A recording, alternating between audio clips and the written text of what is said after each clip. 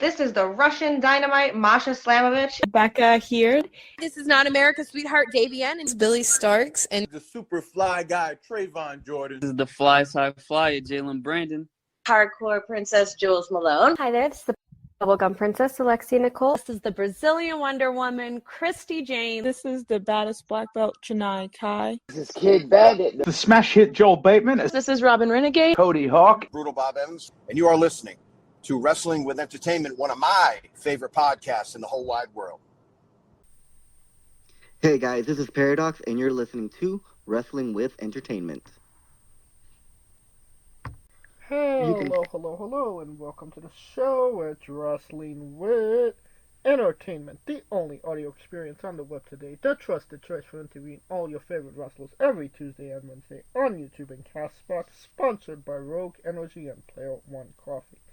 I am, of course, your host, James J., and it's a great day for wrestling, because we are wrestling with Paradox.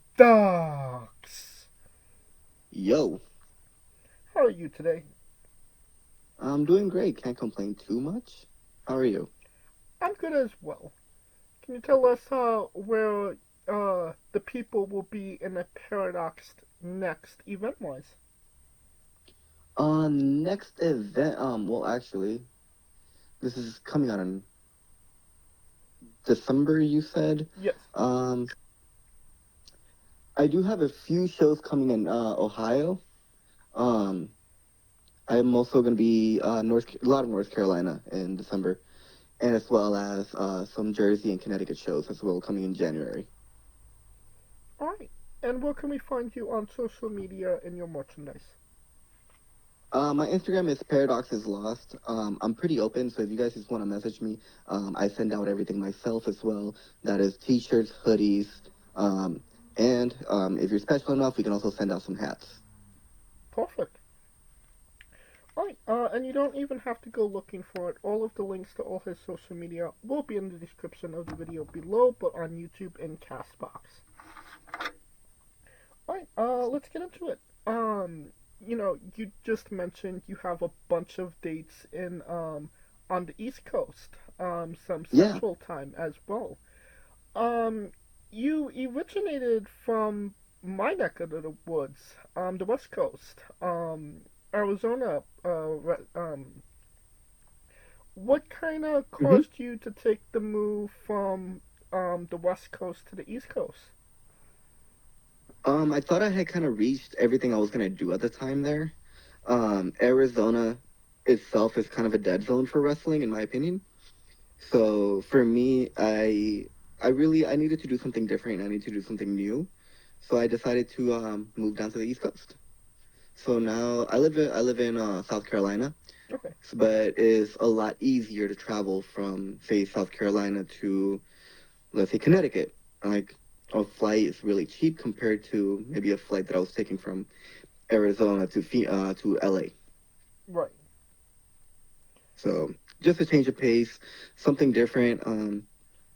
I didn't see myself going anywhere in Arizona. I gotcha. And you'd be right. It is kind of, I think somebody even said, California is a bit of an island on its own when it comes to pro wrestling. Mm-hmm. So I think yes, I definitely. do think that bleeds into Arizona as well. Arizona is just its own, like, I guess, planet of wrestling, and it's just a very small, how do I say it? It's like a very small pond with a bunch of people that think they're big fish. So I gotcha. Yeah, I had. Well, how has it been competing on the East Coast compared to the West Coast? Any difference in fans or mentality when it comes to pro wrestling? Yeah, massively. Big differences.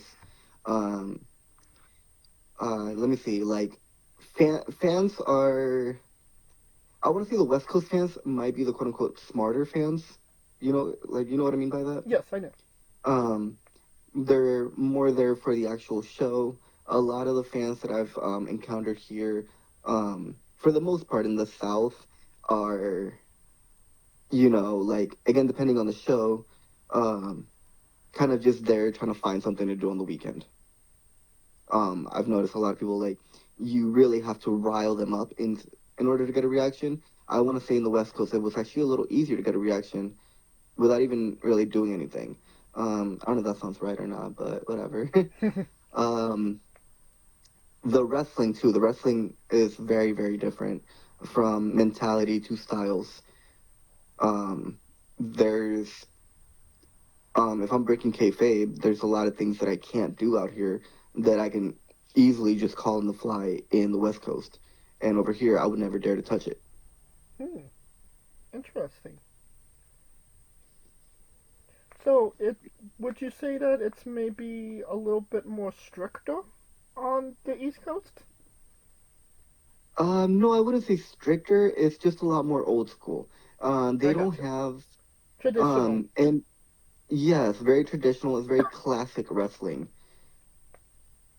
But the more north I go, so like if I'm not wrestling in the Carolinas and I go somewhere to, like I was saying, Connecticut, they are a little more gung ho to do a little more risky stuff. Okay. A little more bigger high spots rather than the basic like grab your wrist, put you in a wrist lock for 5 minutes. I gotcha. Alright. Now can you tell us about Wrestling Allen Angels? I believe number 5 of the Dark Order. Yeah. Wrestling was actually a blast. That was actually my last match in Arizona Wrestling Federation. Literally the very next day, I was in a U-Haul driving 30 hours. Wow. But Wrestling Allen was actually, like, when it comes to where to pick his spots. And I was able to even, like, learn from him as well. Really fun match, in my opinion. Like, very fun. I mean, you mentioned that it was your last match in Arizona. What did it kind of mean to you for Allen for them to pick Allen to be your last match in, the territory? So they didn't know until maybe 2 or 3 weeks before that show. Okay. So the match was already picked and everything. I didn't even know. My roommates kind of just threw that on me, like, hey, by the way, we're moving in another month. And I was like, oh, word? And I really didn't know. And at the time, like, for lack of a better term, I didn't really have anywhere else to go. So when they're like, hey, do you want to move to North Carolina? I'm like, well, I guess. I live with you guys. So, but yeah, like, them still giving me that match and, like, aside that, they gave me a few matches that were, at that time, like, nobody else was getting these matches for that company, which was really cool. They were, like, constantly bringing me different people. And it was very telling of how the company felt about me at the time. And obviously, last match in Arizona, Allen Angels. Is that a moment you take in the moment, or is that something that kind of sets in afterwards? Like, wow, that happened. It definitely set in afterward. Going into that show, I was more emotional than anything at the time, just because of some like other backstage stuff that was going on and stuff that I didn't particularly agree with. But that's neither here nor there. That's a different story. But I was kind of more emotional, a little angry. But once I was in the match, it was like, oh wow, wait, this is actually working, which is fun because like even in the match, I had used some stuff to prove a point to some of my students that we didn't have to go crazy. Like we could just get a reaction with the very first lockup. And I was able to prove that, like, literally from teaching that 2 days prior to coming into the show and being able to, like, teach that in person to them. All right. Now, can you tell us about the advantages and disadvantages of being a second-generation wrestler? So being a second generation wrestler, you did your homework, huh? Yes, I do. Okay. Yeah. So my dad was a wrestler in Puerto Rico. Um, there in the thing is that he was a wrestler in Puerto Rico, so it's not like it's well known out here. I didn't have that quote unquote like shoes to fill. I didn't have to live under a shadow. I did base my mask off of his face paint though. Um, and it was as an homage to him because my very first memory was watching wrestling with him. My first like, you know that moment when you quote unquote open your eyes as a baby and Right. it's your very first memory. It's for me it's that WCW logo and Booker T doing his entrance and I'm sitting next to my dad watching that. And I mean, But Booker T had maybe one of the best entrances as well. for sure, for sure. But yeah, like that's one of my first memories, and for the man who got me into wrestling, I wanted to kind of at least keep that legacy going of that design, that face paint, now turned into my mask, which I can say now, like the mask is at a high value. I've been offered quite a good amount of money to retire the mask, I guess, Hmm. or lose my mask, and for now, I think we're gonna keep it just to see how much higher that number can get. Let's put a pin in the mask for a moment. And Hmm. let me just ask, like, I mean, obviously, your dad's a wrestler, you're a wrestler. Wh- Are you going to him for advice on pro wrestling? Are you having conversations about that? Uh, no, respectfully, he wouldn't be able to lace my boots. And I've told him that to his face too. Like, we have a great relationship. We roast each other, you know, we talk crap to each other back and forth. But um, he wrestled at a way different time. Um, we also wrestle massively different styles. Okay. So, I he's not somebody I would go to for wrestling advice, respectfully. Okay. I got you. And you mentioned that Hmm. he worked Puerto Rico as well. Is that something on your agenda? Is to wrestle in Puerto Rico? Yeah, yeah, of course. That's the motherland, as they call it. Um, I'm originally from Puerto Rico as well. Like, I moved to the United States when I was 10. So I think growing up watching TV like IWA or um, even the indies out there, since my dad was part of them, like, I would love to just have that experience of wrestling in front of like my people and seeing what I can do over there, I guess. I've thought about it, just never. I haven't had the chance yet, but it is in the conversation. I've met a few people and a few contacts that really want to get me out there. So hopefully within the next year, that's probably gonna happen. Awesome. Alright, so, I mean, you mentioned, the mask, and obviously Hmm. you're a luchador, um, and the design from your dad. Um, Hmm. can you tell us about what the significance and meaning of your mask means to you? So for me, the mask, it was more like I wanted to pay like an homage to him. Um, there was a time that I was refereeing, and they wanted me to debut. But I was still their head ref at the time Okay. in the company where I started. So they're like, hey, well, we can't have our referee doing all these flips and crazy kicks and like out wrestling most people. So what can we do? And I was like, oh, I got a great idea. I came up with the mask. The mask grew is grown so much over time that now to me it's become something more akin to a trophy that basically wear, like something to me that actually has. It started as like kind of something that I wasn't sure if I wanted to do, but now has more meaning. If that makes any sense. No, it does. Uh, Almost like a championship. It's a championship that I get to keep and I get to hold, but I was weirdly enough kind of the creator of it. and, can you kind of tell us about the evolution of your mask? Because you started out with like a traditional lucha mask, and then I believe you took out the mount part. Then you took out the top of the part, and it's kind of more like King 2002 type of mask right now, I would say. But, yeah, it's a little bit of so funny enough, one of my favorite wrestlers is actually Abyss. Awesome.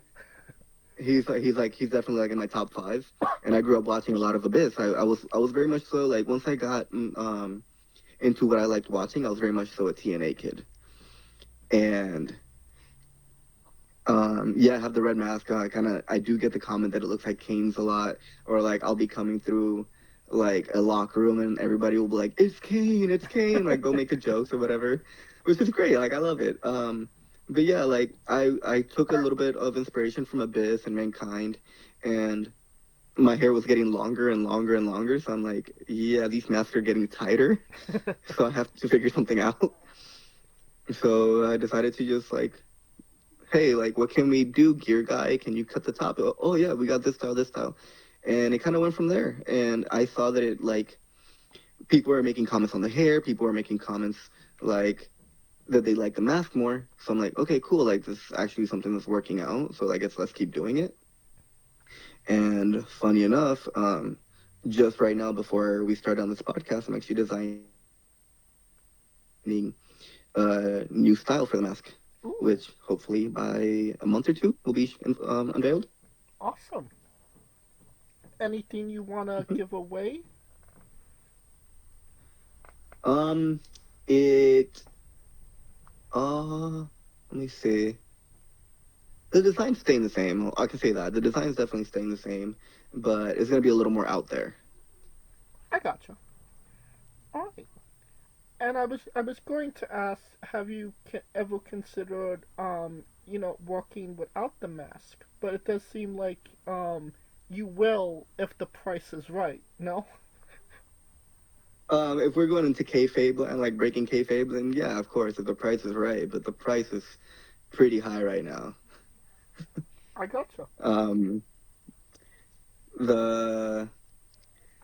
I've thought about it, and I had a conversation about doing a double gimmick, but we ended up not going through with it because, again, the price of the mask. And realistically, like, I don't think there's not anybody right now that I would actually be okay with giving my mask to. I don't think anybody's like on that level, I guess, with me, or that I can say that I respect them enough to have that, like, whatever versus mask match. Okay, I gotcha. I mean, that's the biggest part of the lucha tradition, I think, is the respect factor, no? Of course, yeah. Because I'm essentially giving you, like, you're beating me for my identity, but if it's not worth it, if it's not a match worthwhile, if it's not an opponent that's actually deserving of it, I don't think there's any reason for me to just drop it. And I think right now, especially in the southern area where I'm at, there's not a lot of people that look like me. There's not a lot of people that can do at least half the things that I do. So I think it's worth me keeping for a little longer. Definitely. Well, you can tell me if the price was right on this one. You wrestled the Brian Kendricks. Can you tell us about wrestling WWE alumni? Obviously a well-respected name as well. So at the time, coming into that match, the company I worked for, again, Arizona Wrestling Federation, we were kind of at a loss and we didn't know what to do. At least from their side, there wasn't anybody who was working up to my level in a sense. So they had the title become almost like a work rate title. That's what I was specializing in. I love the work rate style. I love the Japanese style. Like, I love actually wrestling. And there wasn't a lot of guys that were up to do that, if that makes any sense. Yeah, no, I don't. So they asked me they had asked me to make a list of guys that I wanted to work with. So I gave them a list of like about 10 guys, and the first one was Brian Kendrick. That was the first guy on my list. That's somebody who I grew up watching. I've watched every iteration of Brian Kendrick, from the Spanky days all the way to the Brian Kendrick when he was in ECW, when he was in TNA, like all versions of Brian Kendrick. And it was such an honor and privilege to get in the ring with him.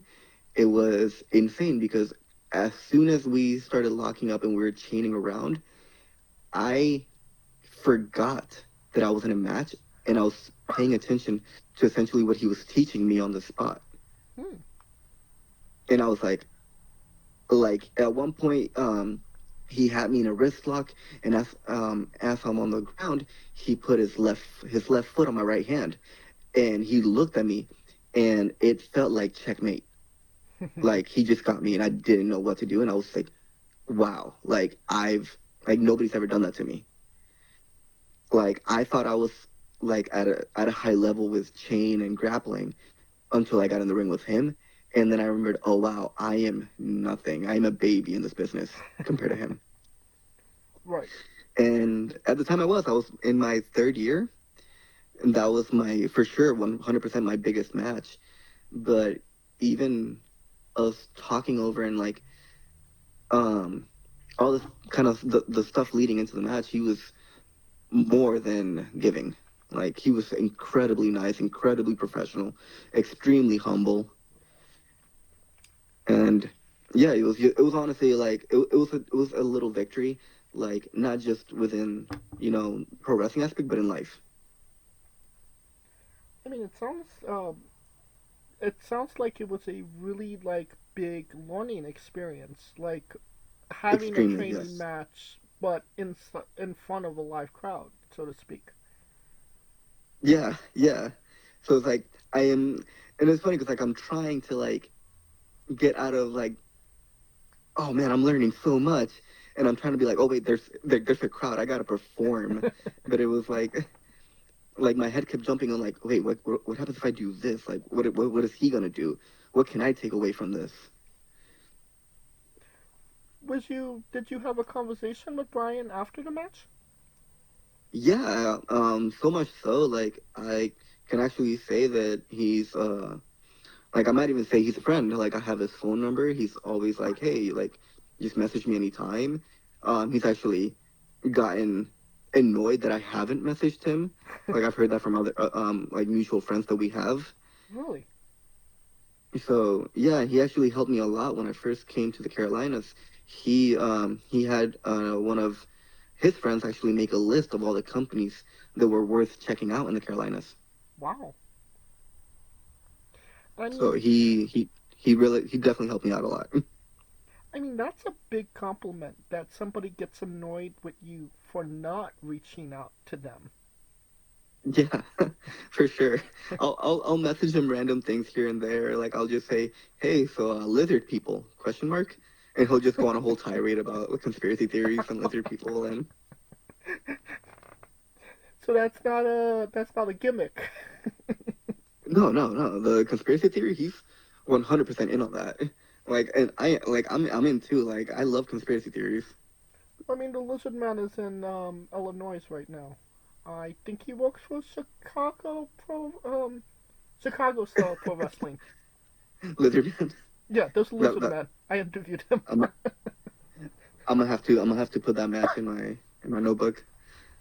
Gonna have to make that one happen. All right. Well, not technically a match, but possibly a moment. Correct me if I'm wrong, but you danced with Scotty Too Hottie. No. I wish it was the case. How did you know that one? That's weird. No, so I got to book. So for that, again, same company, AWF. I had enough trust with the guys that they would let me book their Royal Rumble shows. So within booking those Royal Rumble shows, I thought it'd be hilarious if myself, this other guy named Ricky Reyes, and Chubby Depp, if we did the Too Cool dance.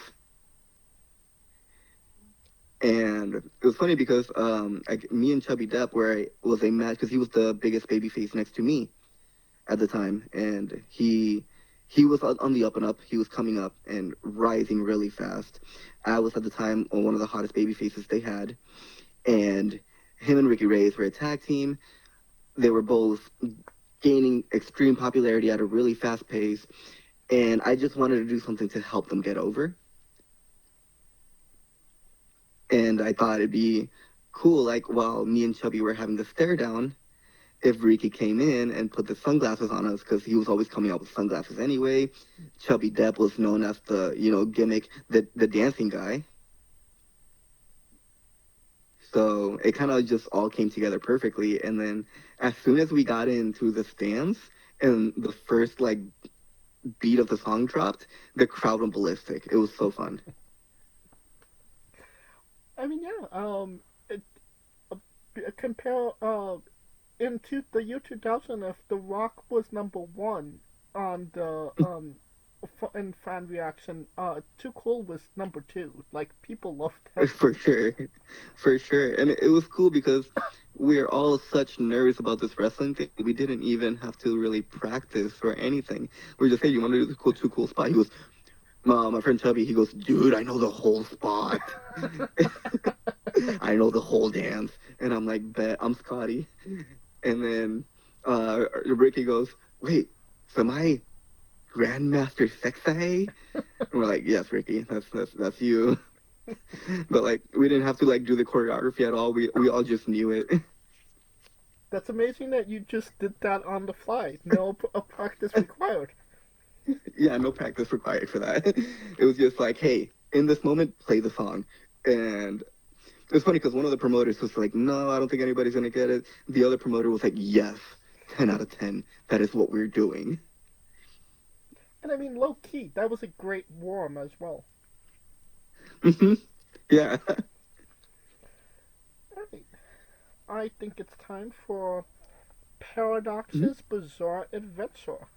You're a pro wrestler that goes up and down the roads, and weird, crazy, and bizarre things are bound to happen. Can you tell us a road story that fits that description? Let me see. I almost died like 9 times in one drive. In one drive? In one drive. I did a show with, he goes by Michael Mayhem right now. Okay. And one of my best friends in the wrestling business, his name is Ryan Riven. We did a drive to California. We went and we were performing over there. We even did, at the time, Michael Mayhem was just running a podcast, and he was doing a driving karaoke show. So we did the driving karaoke, almost crashed twice while doing that. Then it was just wild because, like, everything kind of just kept getting worse and worse and worse, and we didn't know what was going on. We couldn't understand it. There was one point where I had taken over the wheel, and admittedly, I'm a little blind. And it was very, very dark in a long stretch of road where there is no lights coming from California to Arizona. Oh, yeah. And as we're driving, Ryan Riven goes, what is that out? And it was a truck, a semi-truck that had came from the opposite side of the road and had flipped into our side. And I had to slam our brakes. We were literally maybe 30 feet away from hitting it. And I had to slam and go around, like almost drift around this semi-truck. And, like, we're all screaming. We had a little bit of fishtailing, but we got it back on the tracks. And we were all just quiet for about a solid 3 minutes. Then we kept driving. And as we were doing that, a semi pops 2 tires next to us and swerves, almost hitting us again. That was maybe like an hour after on the 6-hour drive. Going into Arizona, people in Arizona drive crazy. They have the big trucks, so there we had, I think, like 3 separate occasions people run red lights and almost hit us.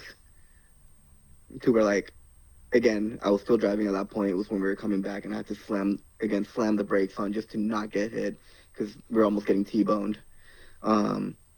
Picking up one of our friends, so we can go train after that because the grind never stops. So we picked up one of my friends so we can go train, and right after we had picked her up, we're going to the gas station, and again almost get T-boned. And that's essentially how that, I guess, 2-day stretch of time kind of went. Okay. Yeah. Just over and over and over and over, but the karaoke part was fun. Definitely a memorable road trip to say the least. Yes, very, very. Well, it's something we still kind of talk about every now and then, but yeah. All right. But it does sound like an adventure that you might want to put into my next question, and that is Paradox the comic book? That is how'd you figure that one out? I do my research. There's very few people that I've told about that. Yeah, I've been working on a comic book since I started the character. The character is based off of essentially a homeless kid who lives in the attic of a comic book store. Finds a satanic book, and he starts trying to essentially ask the devil for a favor is what he's trying to do. But he keeps messing up the incantation. In turn, the devil annoyingly just, what do you want, power? Was that what you want, power? Here. And actually gives me superpowers instead. But yeah, that's, I have a few things right now, like I have an entire biography right now for the character, just like I can further understand the character, which has actually helped me a lot too within the wrestling realm because it helped me understand my character a lot better as well. I feel like a lot of people tend to, oh, I'm just me to the 10th degree. Okay, that's great. But I feel like everybody's doing that. So I thought going with an actual character would be a little different and a little more fun, at least for me. And I still give essences of myself, but I don't like to put so much of me into, like the social medias or like the actual character himself. I gotcha. Like you see semblances of me, like for sure you can see some of my anger, you can see like my intensity. If I'm cutting a promo, like I do like to joke around a lot. I like to roast people, so you'll see some of that. But I think it just kind of adds to the character. It's like a little mixture of like Deadpool, the Crow, Spawn. That's a unique blend, I'd say for sure. Yeah. Are you just writing the story, or are you illustrating it as well? I can't draw to save my life, so Okay. that's what I've been on the search of as an illustrator. I gotcha. So guys, if anybody that can draw out there, definitely reach out to me. So when could we expect this to be manifested into an actual comic book? If I can get somebody to start helping me illustrate this, I would love to put it out by at least like March, April. But again, like that's the part that is taking time, is still finding the illustrator. And I don't want to just go to like, oh, let me just do it AI, like, because that kind of defeats the purpose of the art. No, you're definitely right about that. I would never use AI for something like that.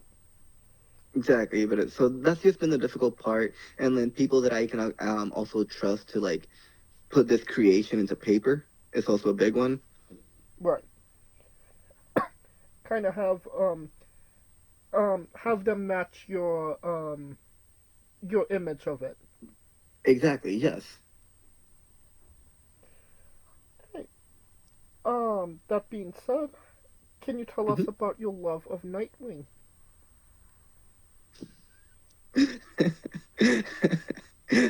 I do love Nightwing. I love me some Red X. That yeah. It's funny because nobody ever really catches on to that. My favorite gear, I wear this red and black one with Red X on it, and I have a mask that has the Red X. But yeah, I love Nightwing. He's actually my favorite superhero. A lot more. I think he's a lot more dark and broody than Batman is. That was actually my hot take when that movie came out. The one with I think it was Robert Pattinson. Yeah. I believe that movie was supposed to be more of a Nightwing movie than Batman, Ooh. based on a lot of the verbiage that was used, like him yelling at, I forgot his name, Albert. Alfred. Is that his name? No. Alfred. Alfred. Yeah, when he yelled at Alfred, saying "You're not my dad." That was such a Nightwing moment. The dark and broody character was like in pain constantly. The way that Robert Pattinson played him, that should have been Nightwing 100%. Okay. And I also love Teen Titans, so. Well, you definitely just blew my mind because I didn't mind the Batman movie. I thought it was low key pretty good, but I didn't think Robert Pattinson was a good Bruce Wayne. But like what you're saying, like that could have been Nightwing. You're absolutely right. It absolutely could have been. The way that he had the hair down over, like a little bit over his face at one point when he was going through his dark moments, like it was 100% Nightwing under the rain. Yeah. Okay. You definitely blew my mind with that one. Completely changed my perspective on that. But you're talking about the original Teen Titans series, correct? Yeah, of course. So it's funny because a lot of people hate on the Teen Titans Go. I think if you look at it as a parody, then you can kind of have fun with it. Oh yeah. But yeah, the original Teen Titans are amazing, like god tier level show. Teen Titans Go, it's just quirky, funny. But right now, it's actually one of my goals is I'm trying to get a gear made inspired by Beast Boy's New 52 look. Okay. That's awesome. Yeah, I'm really deep into this. And you know, it's funny you bring up Red X, because at the end of the Teen Titans series, it wasn't revealed who was Red X at that moment. Yeah. I literally just met the voice actor for Robin. And he was saying, I asked the creators who was Red X, and they said, we'll tell you, but you can't tell anybody. So I know who it is, but I can't say who it is. It's okay, nobody's listening. You can definitely tell me. Well, he didn't tell me. But no, that's awesome. There was somebody underneath that mask. It just they haven't revealed who it is. Maybe like in another 25 years or something. But that's actually really interesting because it makes me think a lot of and I'm sorry I'm getting into my nerd talk right now. Yeah, no. But there's a arc within Titans West actually. So it's a little bit after that time, but it kind of just makes my mind think when Raven was being controlled by her father, but Beast Boy wasn't aware yet, and Beast Boy's love for her was so intense that he almost killed every single one of the Teen Titans because of Raven, just by himself. Yeah. So that kind of makes you think a little bit There's definitely a lot of theories out there for sure. So you mentioned Beast Boy's New 52. So I'm assuming you read the comics as well. Yeah, I have a lot. What's your favorite or your go-to? I'm really big on the Spawn comic books actually. I love the Spawn comic books. Obviously my Teen Titans, like you mentioned, my Nightwings. A lot of those. Let me see. There's this one. I would have to dig it out, but it's basically it's a Spawn comic book, but it's based in I'm trying to think of the word for it, almost like a medieval times, era. Okay. and his whole suit looks insane. The character played is like completely like demented. It's definitely like a different take to Spawn, and with a medieval like look and everything, it looks insane. I'll send you a picture of it later. Oh yeah. Is there any comic book you have your eye on that you've been meaning to read, or is there maybe like an issue or a trade paperback that is like your holy grail that you kind of want or haven't been able to get? There's these few that I'm kind of, I just haven't had the time to really like go and look for them, or like, and like anytime I do have the money, like I just spend it on something else, like bills, because being an adult sucks. But the the DC comic where all the superheroes die, that's one that I've been meaning to get,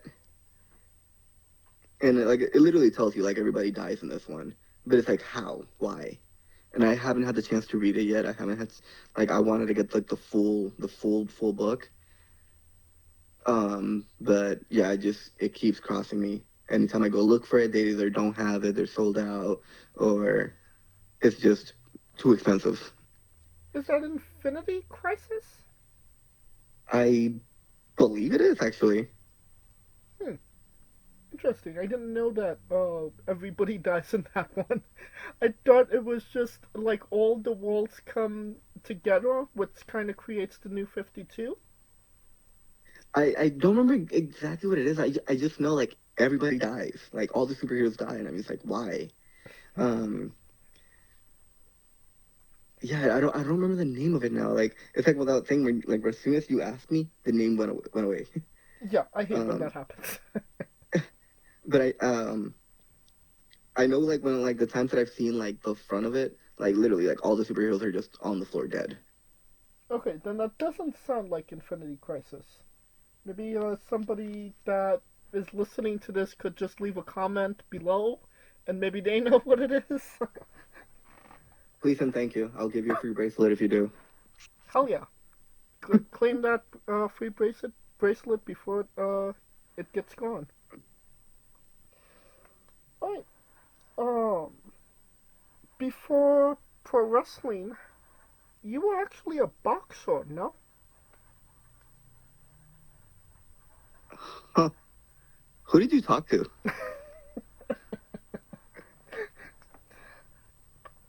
I'm dead ass. Who did you talk to? I do my research. If it's on the internet, I can find it. I don't think I even have pictures of when I was boxing. But yeah, like, yeah, I boxed at the Ramos gym in Casa Grande, Arizona.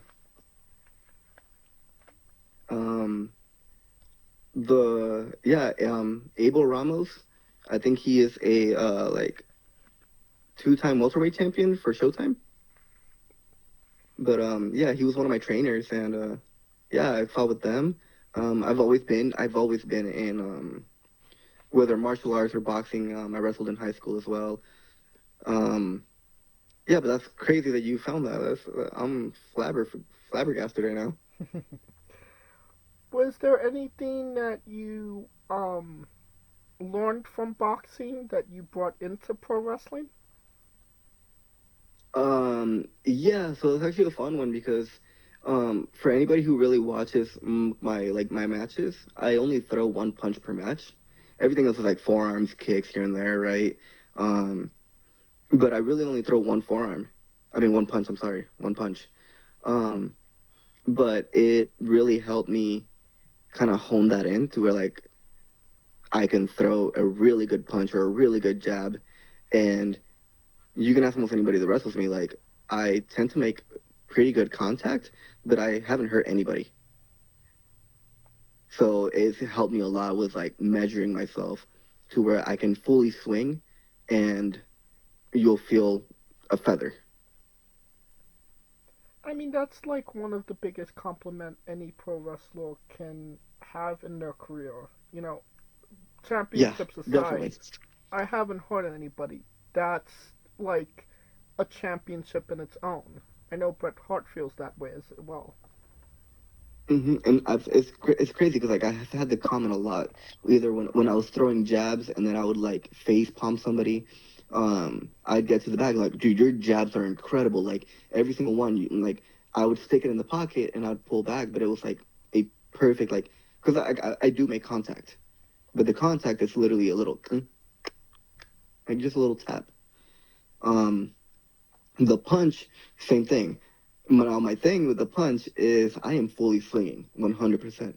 So when I say don't move, don't move. You have every now and then somebody will kind of stick their chin out a little more at the last second. And to those people, it's like, oh, well, I told you not to move. Right. Discretion was advised beforehand. Yeah, 100%. I'm like, yeah, please don't move. When I throw this, just do not move. Like, I'm already measured. I know exactly where I'm going to hit. Don't move. So if you mess that up, that's kind of on you. And I'll let you know, too. Right. All right. Now, can you tell us about your tattoos and if there's any significant meaning to them? Yeah, so, the tattoos on my back, I have 2 Oni heads, hoping to get 2 more. But essentially, everybody walks with demons on their back. Everybody has something, everybody has a vice, everybody has some kind of issue, whether it's anger, whether it's like some kind of spite. Me, like I can tell you, I work off of spite more than anything else. Not just wanting to prove people wrong, but if you tell me I suck, I'm going to show you every reason why I don't suck and why I'm 10 times better than you, essentially. And for me, like, I wouldn't suggest that to everybody, but for me, it's done me very well. It's done me very good. It keeps me motivated.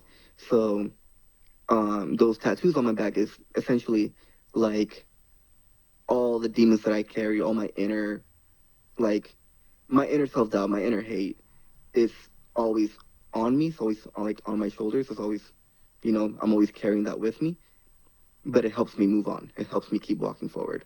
The tattoo on my ribs, that's just, I was drunk, to be very honest with you.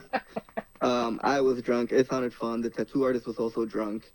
And I didn't have, like, I wanted to get a new tattoo. And he's like, dude, I want to do this crazy ass tattoo. So we did. That original artist that did my outline ended up going to jail for, I guess, other substances.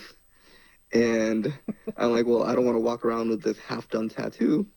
So I went to my great friends at Snooty Fox Tattoo Parlor, and they hooked me up incredibly, as well as a lot of the ridiculous work that I have done on my leg, like my bowl of cereal that I have on my calf.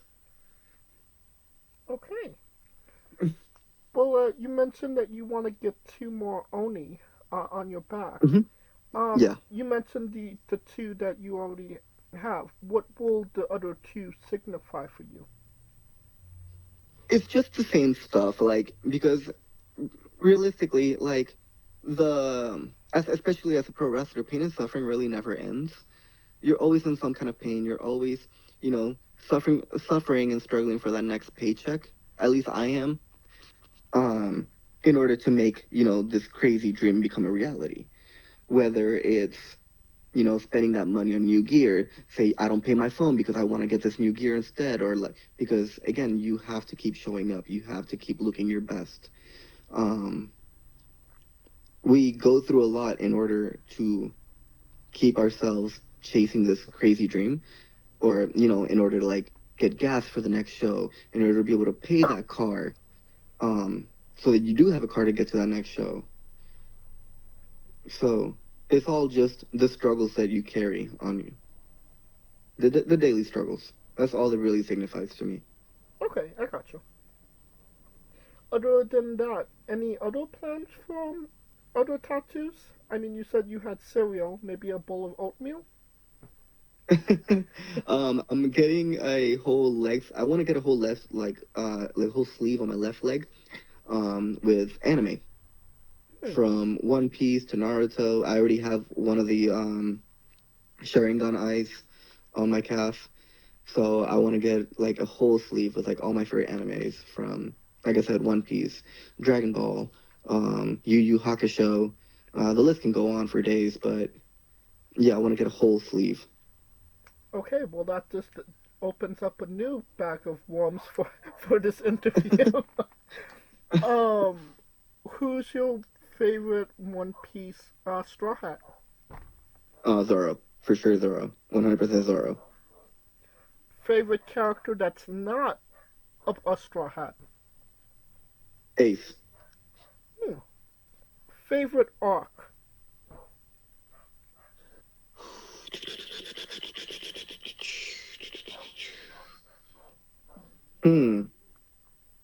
That's a great question.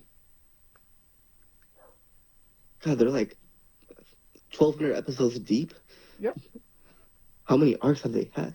I mean, just because the fact that it was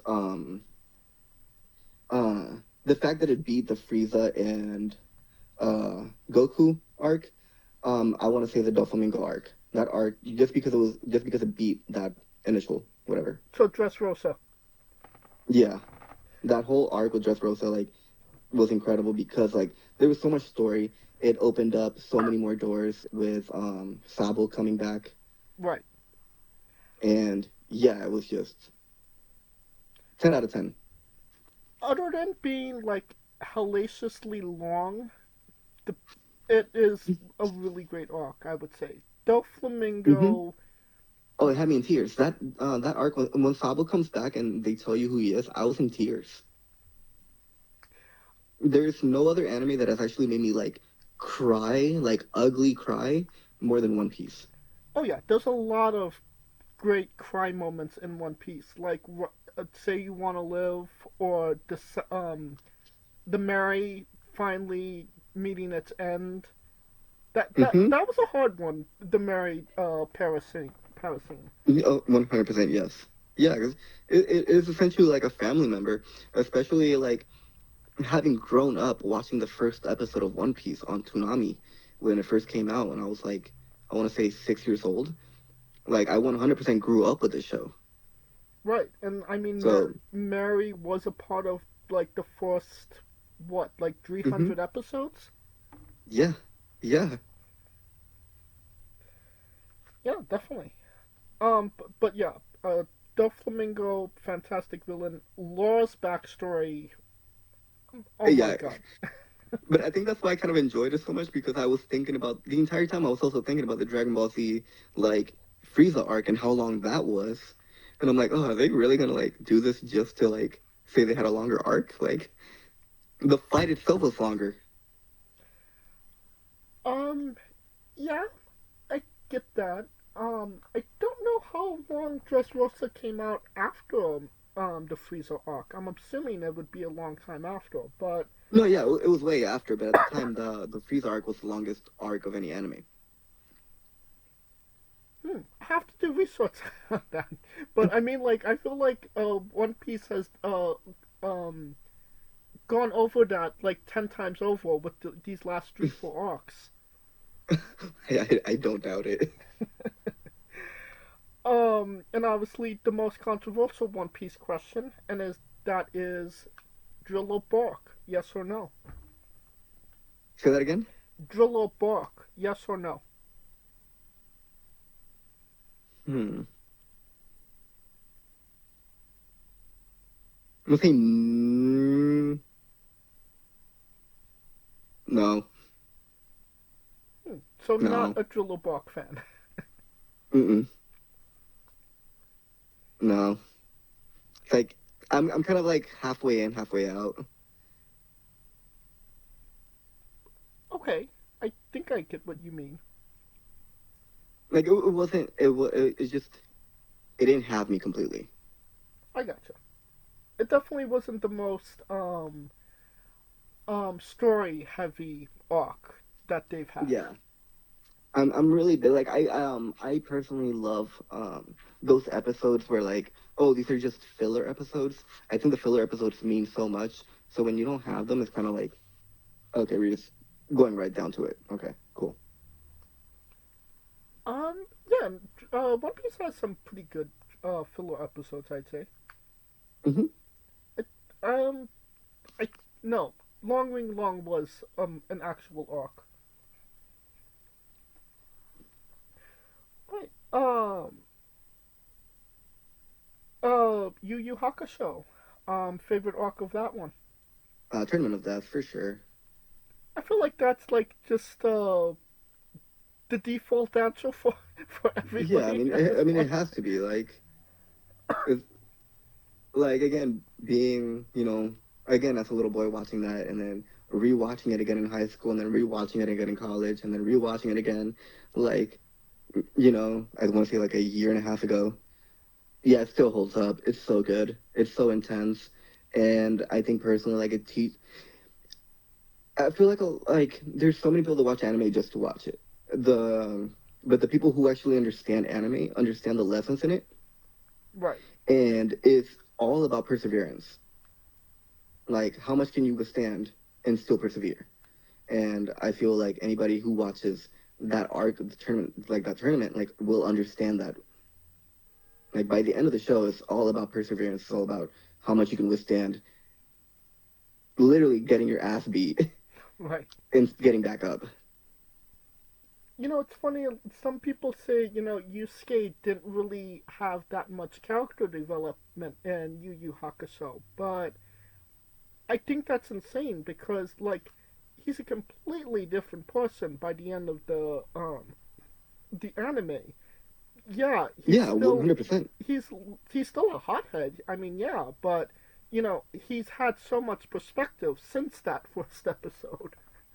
No, 100%. And I think if you're screaming in a cave for 12 days or however long he was in it, like, yeah, you're gonna. I think that is some character development within its own. Right. Like. I mean, you're a Yu Yu Hakusho fan, so Hunter x Hunter. I'm literally wearing a Yu Yu Hakusho shirt right now. Well, there you go. Hunter x Hunter fan? No, can't say I am actually. That's the one that I'm just kind of like mid on. Really? Yeah, couldn't get into it.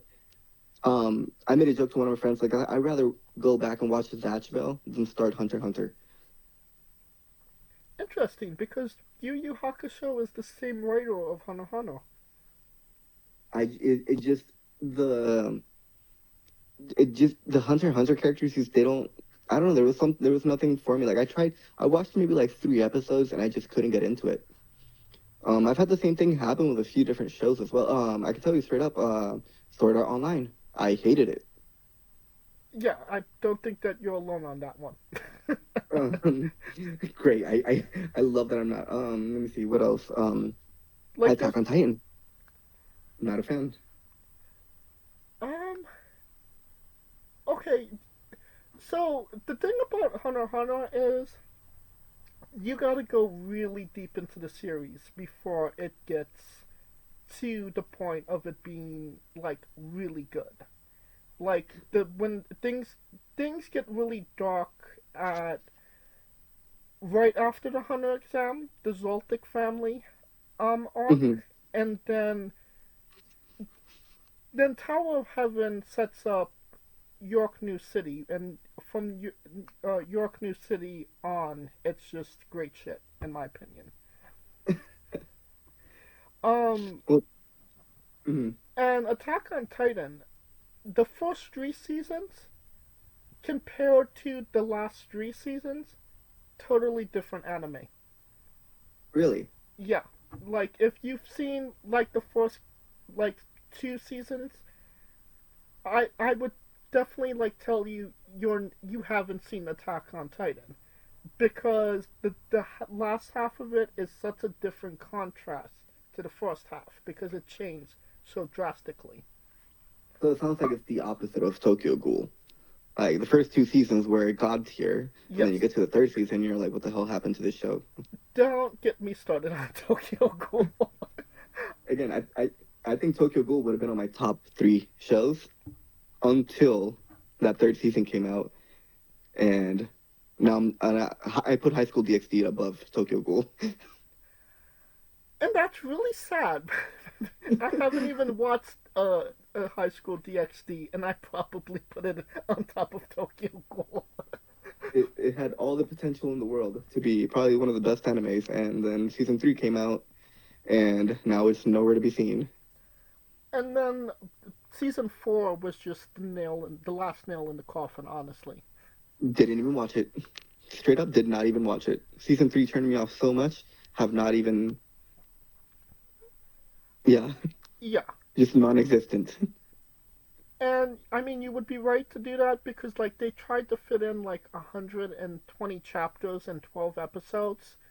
Jesus Christ. Yeah, no, it's... Yeah, so it was pretty choppy, to say the least. Alright. Unfortunate. Very unfortunate. Yeah. Alright, yeah, this is a wrestling interview. Forgot about that. Let's get back on track. Let's talk about the colossal question. Let's say they're making a movie about you. Every movie has a soundtrack. What would be the first 3 songs on your movie soundtrack? Jesus. Number 1 is You and Your Beautiful Soul by Jesse McCartney. No, I'm kidding. I was gonna say I did not expect that. I was not expecting that. No. I hadn't thought about that. Wow. The Hunger by Jesus Christ, I can't even think right now. Oh my God. Please hold. I will get to this question right now. Pull up that good Spotify. That's exactly what I'm doing. Because this just like... Of Mice and Men. Okay. So, The Hunger by Of Mice and Men. Let me see. Gotta kind of go into my library for this one. No worries.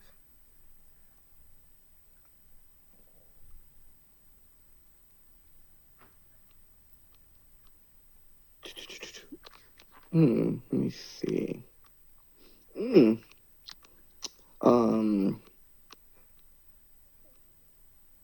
Nutshell by Alice in Chains.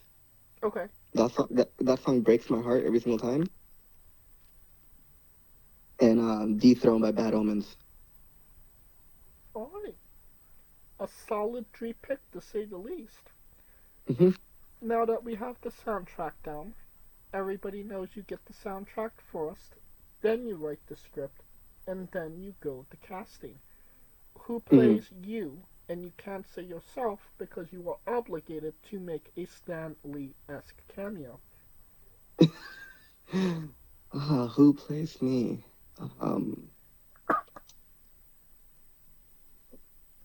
It's weird because I have such a weird build. Like, I'm 5'4", 185 pounds. Who can play me? I mean, I would love to say Shia LaBeouf, but he's too hot, and I feel like he would overshadow me. I mean, Shia LaBeouf is a good pick. I mean, everybody wants to look their best possible version. Let me see. Okay, if it's playing me, like actually me, I would say Adam Devine. Okay, I could see that. Just because like we both have the same weird, silly demeanor. Okay. But I feel like when it's time to get serious, like I think he can get pretty serious, but still nobody takes him serious. So that's the story of my life. All right. Now that we have you casted, every movie has a supporting cast. Who would be 3 people significant to you and your story that would be in your movie, and who would play them?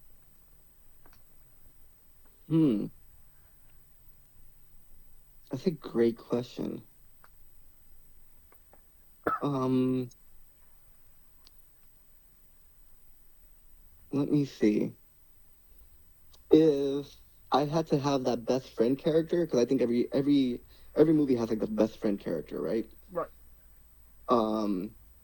I would say I would love to have Stavros Halkias play my best friend. He's like a stand-up comedian. I don't know if you're in tune with that side. Yeah, Um, I am. then yeah, so Stavros Halkias to play my best friend, Joe Rogan to play my father, and let me see. I would say Whitney Cummings to play my mom because she's very much so like my mom. And legit, anytime I'm looking for any kind of weird random advice, I listen to her podcast. All right. I didn't know I wanted Adam, Divine, being opposite of Joe Rogan until this very moment, but Oh, that would be a great, yeah. yeah, I could definitely see it, and I'm definitely digging it as well. Um, it's sounding like a great movie, a blockbuster to say the least, and you could pre-order the tickets now. Yeah, just send the money straight to my Cash App. I'll put a link for that too, and I'll get started on writing the movie. Definitely. And make sure to give that a good 10% to Wrestling with Entertainment. Of course. um, Now onto a controversial subject. Okay. Pineapple on pizza. What's your stand? Yes, 10 out of 10. Yes. That is my actual constant order. It is pineapple and bacon on thin crust. Okay, so you're very pro pineapple on pizza. Yes, 100%. I am Puerto Rican. Yes, I'm from an island. Um, yes, pineapple on pizza, light sauce because I have terrible heartburn. But yeah, definitely pineapple, bacon, light sauce, and a little bit of extra cheese. Okay. What's your spirit Pokemon? Ooh, great question. Um, Man, I hate how popular he's become as of late, but I've always been really big on Gengar. Like even on Pokemon, when I used to have a Pokemon Crystal mod when I was in high school, and I had it on my iPod, and Gengar was always my main. Yeah, it does seem like Gengar is getting his flowers nowadays, isn't it? Yeah, he's extremely popular. I would say if it wasn't if I couldn't choose Gengar, I would go with Umbreon. Okay. Now, we love the late great Tracy Smothers on the show. Do you Okay. know the acronym for Doug? THUG. I do not. T is for terrible, H is for hell, U is for ugly, and G is for jail. 'Cause a Doug can't spell. Okay. Yes. We love the late great Tracy Smothers on the show, trying to keep the memory alive. I love that. Okay. Yeah. Weirdest question you'll be asked on a wrestling interview. Hopefully. Would you ever consider wrestling a Rock? Not Dwayne Johnson, not the country, an actual physical Rock. Honestly, it's kind of the same as wrestling in some of these areas of North Carolina. So yeah, I'll put a wrist lock on a Rock. Hell yeah. Well, just for context, there is a wrestler named Psycho Mike that indeed wrestled a Rock for over 15 minutes in a Tungsten Man match. That's an Iron Man match that lasted for 2 weeks. Jesus Christ, I love that guy so much. I watch him on Evil Uno's show. He is so talented. Oh yeah. He is so jacked. Yes. And probably one of the best comedy wrestlers in this moment. I mean, low-key, he's just a really good wrestler in general. I just hope that he would actually wrestle human beings every now and again. It's like, when you don't have to and you can still make a payday, even better. Oh, yeah.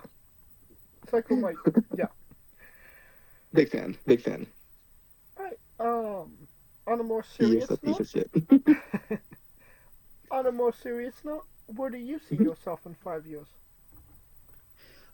So the goal right now is actually to go to Japan. I do have some connects some contacts. All I'm doing is working on my to get my visa now, so that I can go over there.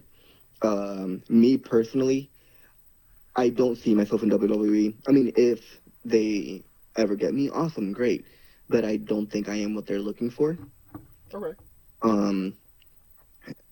I I think, in my opinion, Rey Mysterio is still there. He's still very active. I don't think they're going to be looking for another short, buff guy anytime soon. I got you. Especially with the mask.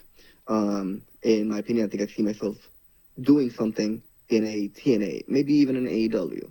But I think Japan is where I'll be able to do my best work.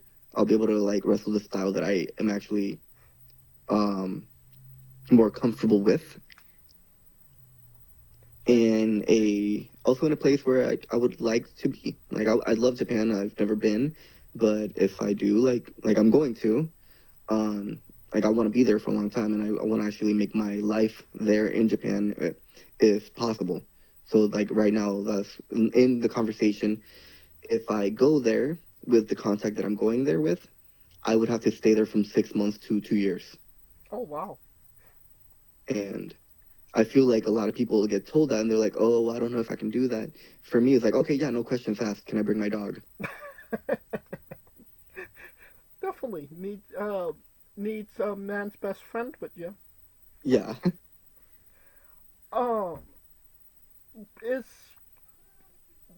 Would you like to elaborate on what promotion this might be, or we're keeping that hush hush until the time is right?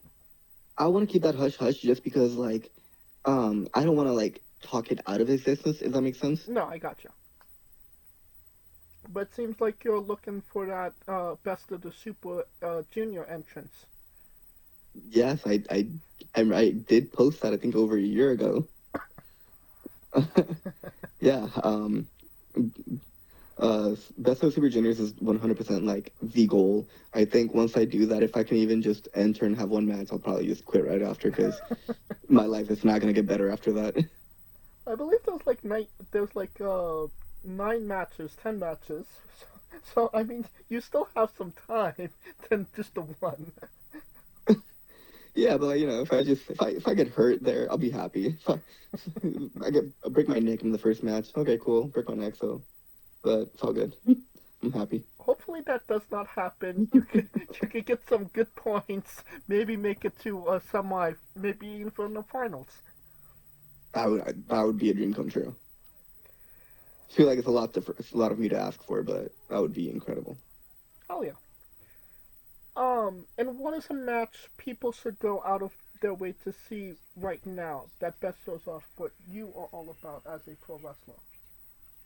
Are you saying like one of my matches, or Yeah. just a match in general? One of your matches. Let me see. I recently had a match with this great guy named Jak Tatum for this company called Firestar Pro Wrestling. Okay.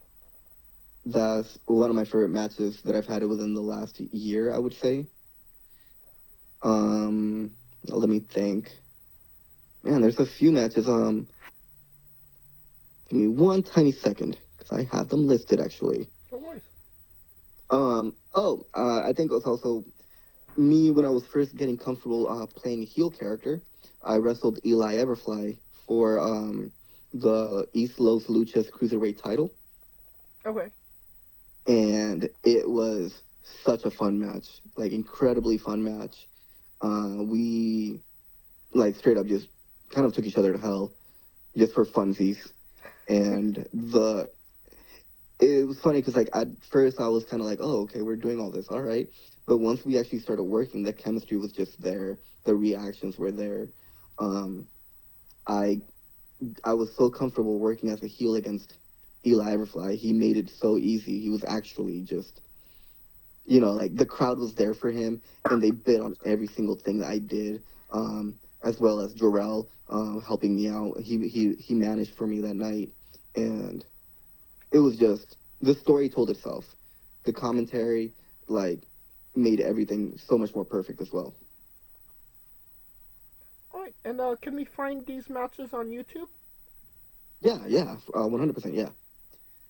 Perfect. And I will grab those matches from YouTube, and I will put a link to them in the description of the video below, but on YouTube and Castbox for anybody that hasn't seen them, wants to see them, wants to re-see them after this interview. Yeah, I can. I'll send them to you. That way you can link them easily. Perfect. That makes things so much easier. Yeah, you don't gotta search. I'm right here. Perfect. And since we are nearing the conclusion of this interview, we are wrestling with the 8 questions of doom. 8 questions of doom. This is our speed round or bonus round, the round where we see who you really are. Are you ready? Okay, you mean. Okay, I'm ready. Excluding yourself, greatest wrestler of all time. Oh, Jesus Christ, I wasn't ready for this one. Excluding myself, the greatest wrestler of all time, the Hurricane. Worst wrestler. Worst wrestler of all time, Mondo McMichaels. And that's the correct answer. It is, yes. Yes, so this is the correct answer. You're main eventing WrestleMania for the World Championship. Who is your opponent? The Hurricane. If you could come out to anyone's entrance music, past or present, who would it be? The Hurricane. I'm sensing a pattern here. Finish the sentence. Kayfabe is... The Hurricane. We would have also accepted taste great on toast. Okay, yeah. On toes? Because I'm cool with that too. Squash. Vegetable or fruit? Squash is fruit. That is the correct answer, yes. It has seeds. Tomato logic. New Japan wrestler Taichi. His ring gear gets smaller every year, revealing more of himself to the world. My question, what is the appropriate trunks to butt cheek ratio for ring gear? I mean, it depends on your character. Val Venus should have gone shorter, in my opinion. Okay. Oh man. I don't want to say something inappropriate and get canceled. I think if you have no butt but you want to wear trunks, you should wear full trunks. Okay. But if you have a great ass, you can definitely show off a little bit. Okay. So your answer is depends on the ass. Yes, 100% depends on the ass. You guys will be seeing me in trunks really soon. And the last question, the main event, the thing everybody wants to know. Have you ever had a conversation with a stranger in a supermarket about Darby Allin? About Darby Allin? Yes. That is 100% a negative. But I have had conversations about the Hurricane. And that is the correct answer. And that will conclude this interview. Thank you so much for coming on and doing this with me. I was glad. And once again, where can we find all things Paradox on social media and your merchandise? So my Instagram is Paradox is Lost. Facebook, you can find me at ParadoxPW. That stands for Pro Wrestling. I don't have a last name. Right. I'm not really active on anything else. But yeah, any merch, from bracelets to pictures, signed pictures, obviously, to t-shirts, you can just DM me. I'm very easy to get a hold of. As well as bookings. So if any promoters actually listening to this and wants to book me, again, just either DM me on Instagram or message me on Facebook. Again, that's ParadoxPW on Facebook or Paradox is Lost on Instagram. And you don't even have to type it into your Google machine. All of the links to all his social media will be in the description of the video below, but on YouTube and Castbox. simply click the link. A new tab will appear on whatever device you are on. You have no excuse. Buy a damn shirt. Buy it, buy it, buy it, buy it. Of course, thank you for listening. If you like what we're doing, please like, subscribe, comment, but on YouTube and Castbox. This was sponsored by Rogue Energy and Player One Coffee. Join us next Tuesday and Wednesday for new incredible interviews, and follow the show at Wrestling with E, but on X, Dread, and Instagram for information on who we're interviewing, when we're interviewing them, links to those interviews, and so much more. Follow me personally at JamesShay993. Alright. Follow him. Unfollow him. Yes. When I say wrestling wit, you say entertainment, okay? Great. For our special guest Paradox, Calico Yacht, Scooter Dust, I'm James J, and this has been Wrestling Wit. Entertainment. Hey folks, this is the Colossal Mike Law, and you are listening to Wrestling with Entertainment. Enjoy the show, support these guys. We appreciate it very much. We'll see you at ringside.